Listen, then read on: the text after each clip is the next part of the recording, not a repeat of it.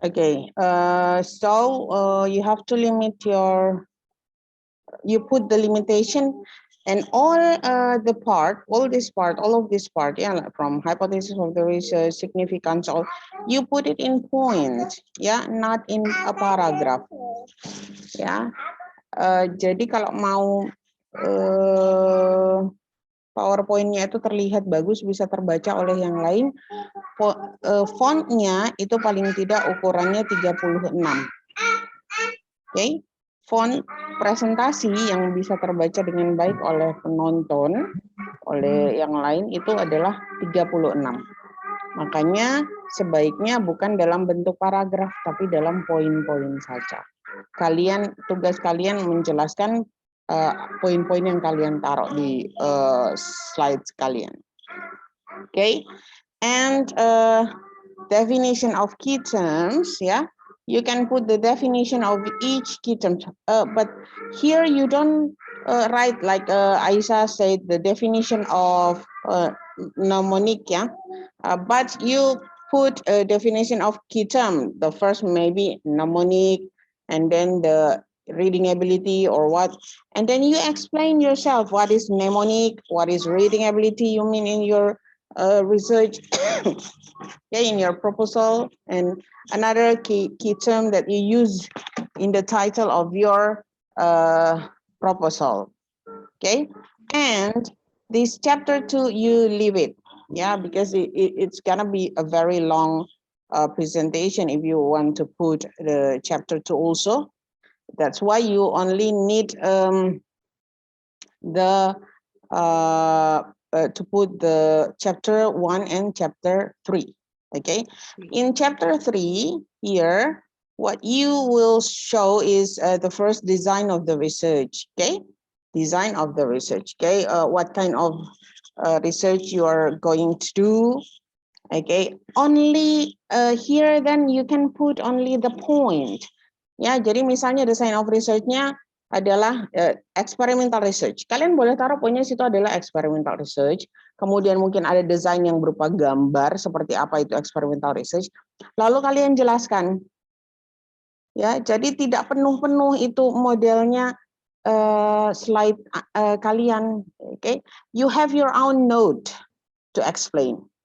Okay, you have your own note. Ini kan sebenarnya adanya di do's and don'ts materi yang sebelumnya bahwa jangan membaca presentasi, itu salah satunya. Yang kalian lakukan adalah menjelaskan slide kalian, jangan membaca slides. Yaitu jadinya tidak menarik presentasi Anda.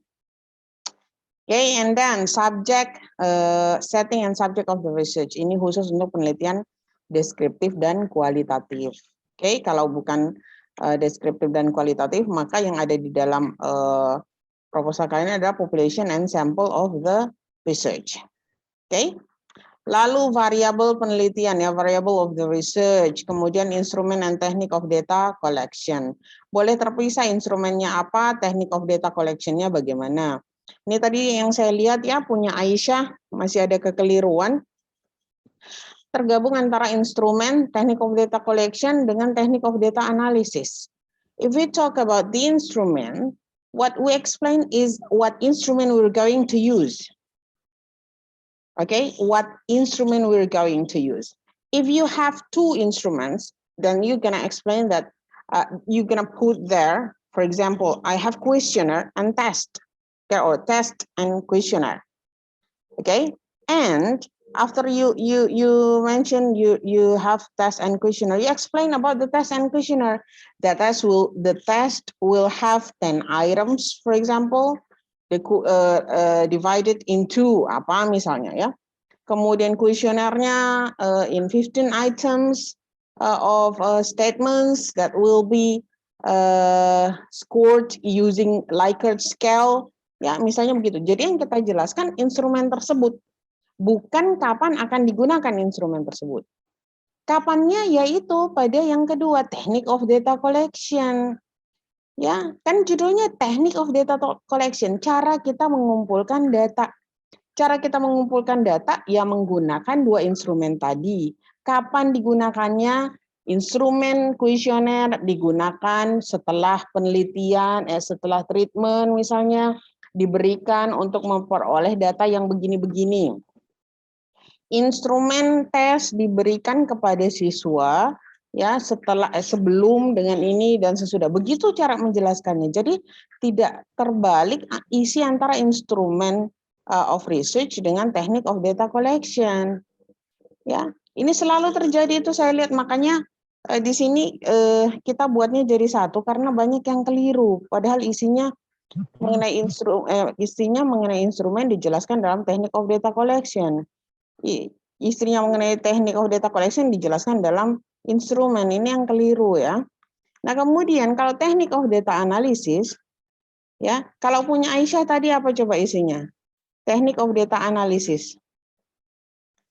Di situ tadi ini PPT Aisyah. Saya coba buka ya supaya kita buktikan iya apa tidak gitu.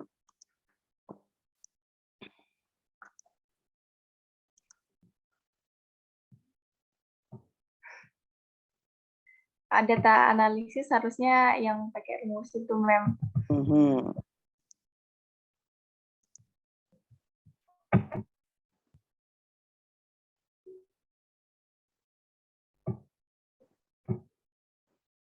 Ini agak lama terbuka sebentar. Atau Aisyah sudah bisa? Oh, ini sudah ada. Oke. Saya coba buka dari sini.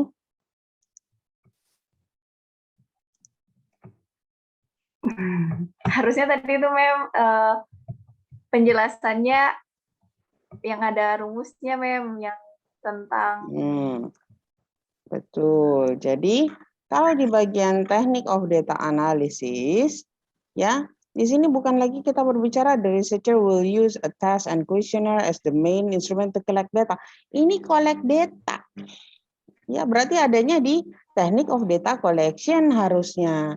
Kalau di teknik of data analysis, how we analyze the data yang kita sudah dapat. Ya, the data that we already obtained from the treatment and the test, ya, how we analyze them. Nah, ini yang kita jelaskan di sini. Jadi jangan sampai keliru menempatkannya, ya. Oke, lalu setelah teknik of data analysis, testing hipotesisnya seperti apa kalau memang penelitiannya ada hipotesisnya. Dan yang terakhir ya ini sesuai ya yang tadi Aisyah jelaskan bahwa seharusnya ada research schedule. Ya, research schedule itu mulai dari the preparation ya, itu berapa lama, kemudian pembimbingan dan sebagainya. Nanti boleh lihat punya seniornya seperti apa. Tapi sesuaikan, jangan yang kalian buat pertama kali saat bimbingan sampai terakhir itu terus yang dipakai, padahal bulannya sudah bergeser. Ya, the time schedule is already changed due to your time of supervising misalnya ya, itu tidak diganti. Jadi sesuaikan, kalau tadinya tertulisnya bulan Juni ternyata baru dilaksanakan bulan Juli, itu diperbaiki sehingga tetap terupdate research schedule-nya ya. Dan research schedule ini hanya muncul di proposal, jadi tidak muncul di skripsi. Kenapa harus ada research schedule? Supaya kalian sebagai peneliti terpandu. Oh, berarti bulan ini saya sudah harus selesai, bulan ini saya sudah harus selesai. Bukan hanya ditaruh-taruh begitu saja. Perkirakan dalam waktu paling cepat misalnya 3 bulan itu sudah selesai, kalian punya urusan sudah sampai di skripsi. Atau kalau misalnya ragu-ragu ya paling lama 6 bulan, jangan lebih ya. Tapi kalau saya bilang 3 bulan itu harusnya bisa ya. Kalau 1 bulan ya, kalau untuk yang penelitian deskriptif itu pun bisa. Yang penting betul-betul kalian laksanakan sesuai dengan schedule yang kalian buat. Ya, jadi itu saja yang ditampilkan di dalam research presentation. Jadi tidak panjang, tidak banyak. Kemudian perkiraan waktunya presentasi itu sekitar 10 sampai 15 menit, itu sudah paling lama. Ya, jadi sebisa mungkin yang kalian taruh poin-poin pentingnya, kemudian itu yang kalian jelaskan, jangan membaca apa yang ada di PowerPoint, tapi jelaskan apa yang ada di PowerPoint kalian. Itu kalau mau menarik perhatian dosennya. Karena biasanya saat kalian presentasi, ada dosen yang sama sekali tidak mau dengar lagi gitu. Karena mikirnya sama-sama saja bacanya begitu. Tapi kalau kalian menampilkan berdiri gitu, pada saat ini berdiri, ya, kemudian cara kalian menyampaikan bahasa supaya kalian bisa menarik perhatiannya para dosen, itu sangat berpengaruh. Apalagi kalau di ujian skripsi. Ujian skripsi itu mulai dari presentasi sampai pada saat kalian menjawab itu menjadi bagian dari penilaian dosen. Ya, itu yang saya sampaikan. Bagian dari penilaian dosen. Kalau di proposal kita selama ini belum ada penilaian. Jadi jangan panik kalau di proposal. Itu belum ada penilaian ya. Jadi lebih pada tadi bahwa kalian menyampaikan apa yang mau kalian lakukan. That's it. So don't be panicked. Different from skripsi examination. We call it examination, right? Not a seminar. It's an examination. Ya, ujian. Artinya ada diuji dan ada penilaian di dalam. Oke? Nah, ada pertanyaan sampai di sini? Dinda, ada yang mau ditanyakan? Aisyah?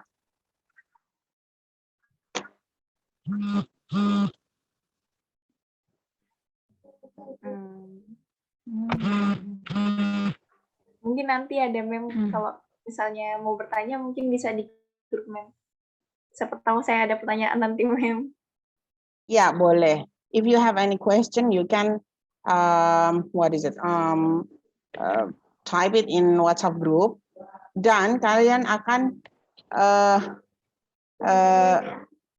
akan mempresentasikan proposal kalian itu pada term kedua nanti. Jadi setelah saya itu ya, jadi pada saat Memrara itu kalian sudah presentasi. Jadi pada saat saya menjelaskan bagaimana seharusnya kalian presentasi, maka tampilkanlah dengan sebaik-baiknya setelah waktunya kalian mempresentasikan proposal kalian. Oke? Oke, Mem. Ya, jadi kalau tidak ada pertanyaan, berarti boleh kita tutup. Tapi saya kasih lagi materi untuk minggu depan. Ya, apa yang harus kalian presentasikan adalah sebentar, saya ambil dari RPS dulu ya. The use of academic English in research project proposal.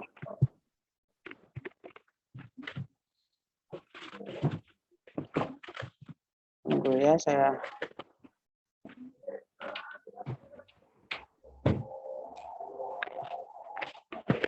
ambil ininya, saya taruh di grup supaya kalian bisa lihat.